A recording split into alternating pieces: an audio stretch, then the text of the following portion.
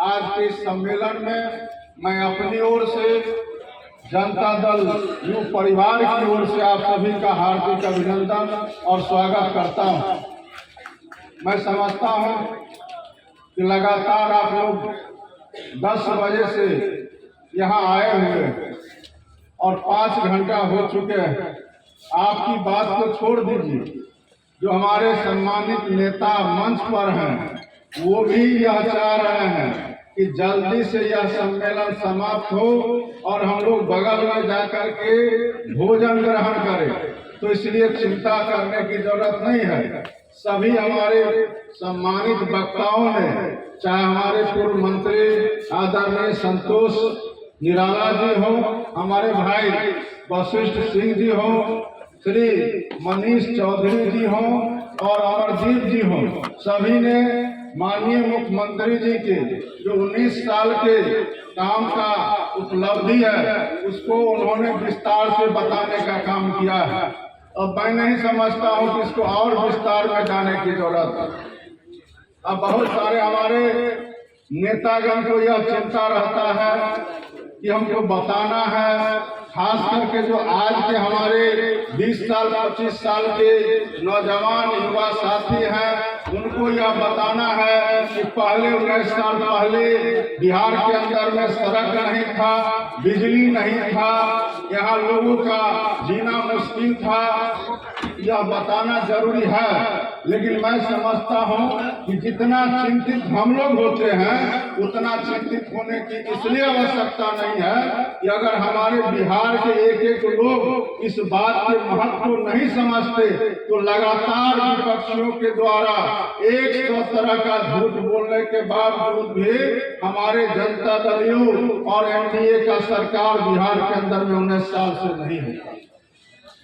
यह इस बात का उदाहरण है और गवाह है कि जितना हम लोग सोचते हैं उससे ज्यादा हमारे बिहार के आम नागरिक सोचते हैं कि इससे बेहतर सरकार न बिहार में कभी बना था और न आने वाला समय में बिहार में कभी बनने वाला। इसलिए अपनी सरकार को आगे भी जो हम सभी लोग नारा दे रहे हैं 2025 फिर से नीतीश, तो यह हमारा नारा नहीं बल्कि बेगूसराय का नारा होना चाहिए, पूरे बिहार का नारा होना चाहिए, हमारे दलित भाइयों का नारा होना चाहिए, हमारे अति पिछड़ों का नारा होना चाहिए, हमारे पिछड़े वर्ग के लोगों का नारा होना चाहिए, हमारे जो अग्रे वर्ग के लोग हैं उनका नारा होना चाहिए। और हम सब मिल करके फिर से श्री नीतीश कुमार जी को बिहार की बागडोर संभालने के लिए हम लोग तैयार हैं साथियों। आज साथियों जरूरत किस बात की है? जिस बात की और हमारे सभी वक्ताओं ने कहा कि शिक्षा में हमारे माननीय मुख्यमंत्री जी ने इतना व्यवस्था किया। आप याद कीजिए, बाबा साहब भीमराव अम्बेडकर कहा करते थे कि शिक्षा वह शेरनी का दूध है जो पिएगा वो दहाड़ने का काम करेगा साथियों। और बाबा साहब यह भी कहते थे, खास करके जो हमारे माता बहनें यहाँ बैठे हुए हैं, हमारे बुजुर्ग और युवा साथी बैठे हुए हैं, इस बात को जरूर ध्यान में रखना चाहिए। आज के तारीख में बिहार के अंदर में यह कोई नहीं कह सकता है कि मैं तो गरीब हूँ, मैं गरीब परिवार का हूँ, मुझे 2 दून का रोटी नहीं मिलता है, मैं अपने बच्चे को कहाँ पढ़ा सकता हूँ।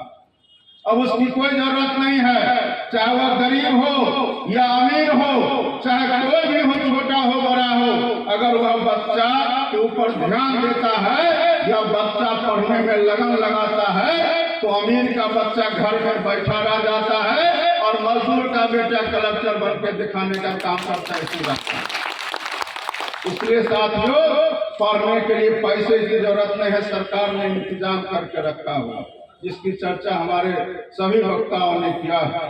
साथियों बाबा साहब भीमराव अम्बेडकर कहते थे कि जो पुस्तक के आगे में झुक जाएगा दुनिया उसके आगे में आने वाला समय में झुकेगा। इसलिए हम लोग आप तमाम साथियों से कहेंगे कि अपने अपने बच्चे को पढ़ाने का काम कीजिए। उससे बड़ा पूंजी कोई नहीं हो सकता है। इसी बिहार के अंदर में, इसी बिहार के लोगों ने एक कथित नेताओं ने कहा था कि हम गरीबों के मसीहा हैं,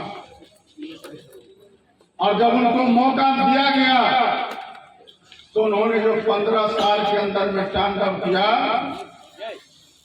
वह आपसे छुपा हुआ नहीं है। चाहिए हमारे मंच पर भी सभी नेता बैठे हुए हैं। एक समाजवादी बड़े नेता है मती नंदन बहुगुणा का किताब में लिखा हुआ कि जननायक कर्पूरी ठाकुर जी के बारे में आप सभी जानते हैं। जितने बड़े नेता उतना ही गरीब परिवार के वो व्यक्ति थे, और इस बात को चौधरी देवीलाल जी भी जानते थे। जननायक कर्पूरी ठाकुर जी को हम लोग प्यार से और सम्मान से गुंदरी के लाल भी कहते थे, इसलिए कि वो गरीब परिवार से थे। तो चौधरी देवीलाल जी ने अपने एक परिचित जो पटना में रहते थे और बड़े व्यवसायी थे, उनको उन्होंने कह रखा था कि जब भी जननायक कर्पूरी ठाकुर जी को पैसे की जरूरत हो तो आप उनको दे दीजिएगा।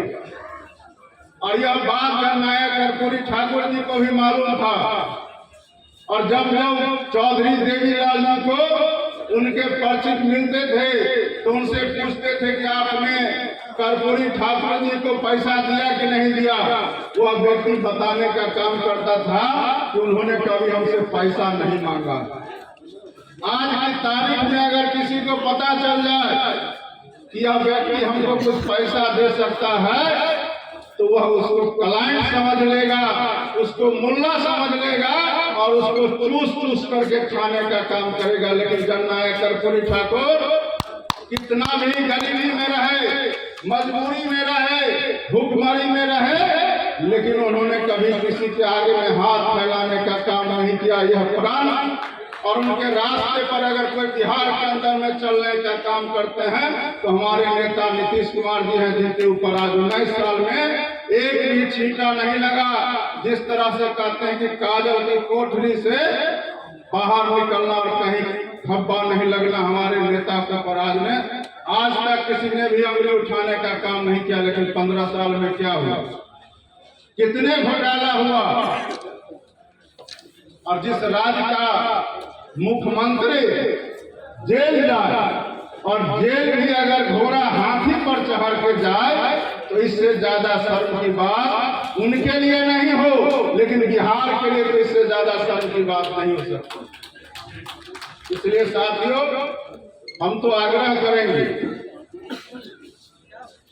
बेगूसराय के भी हमारे सभी साथी से भी और बिहार के लोगों से भी, और बिहार के लोग तो तय कर रखा है कि 2025 ही क्यों, उसके आगे भी हम सभी को प्रार्थना करना चाहिए कि नीतीश कुमार जी के हाथ में ताकत दे और लगातार जब तक वो चाहे तब तक बिहार का सेवा करते हैं। भारतीय जनता पार्टी का सदस्य बनने के लिए 8800002024 पर मिस्ड कॉल करें। निवेदक भारतीय जनता पार्टी बिहार।